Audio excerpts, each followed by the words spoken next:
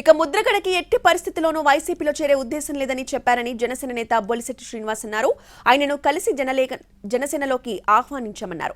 ఉద్యమ నేతగా ముద్రగడ అంటే తనకు గౌరవం ఉందని పవన్ చెప్పారని బొలిశెట్టి గుర్తు చేశారు.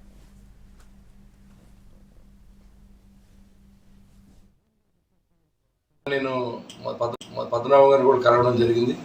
ఆయన ససేమరా నేను వైసీపీకి వెళ్ళను, మీ నాయకుడితో కలిసి మాట్లాడి నిర్ణయం తీసుకుంటాం, నాకు ఎలాంటి అభిప్రాయ భేదాలు మా ఇద్దరి మధ్యలో లేవు అని తెలియజేయడం జరిగింది.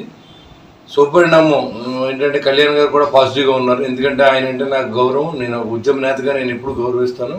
మీ అందరికి తెలుసు ఏంటంటే రాబోయే రోజుల్లో ఇటు జనసేన పార్టీకి కానీ అటు పద్మనాభం గారు కానీ ఇద్దరు కలిస్తే మంచిదనే ఆలోచన ప్రజల్లో కూడా ఉంది. కాబట్టి ఈ యొక్క అభిప్రాయాన్ని మన్నించి ఇద్దరు కూడా సయోధ్యగా ఉండి ఒక కాపుల్లో కానీ ఇతర కులస్తుల్లో కూడా, కాబట్టి ఆయన రావడం వల్ల పార్టీకి మంచి జరుగుతుంది. అదే రకంగా ఆయన కూడా కొన్ని మంచి జరిగే అవకాశాలు ఉన్నాయి. కాబట్టి ఆయన కూడా స్వతంత్రంగా ఆయన కూడా సొంతంగా మంచి పేరు రావచ్చు.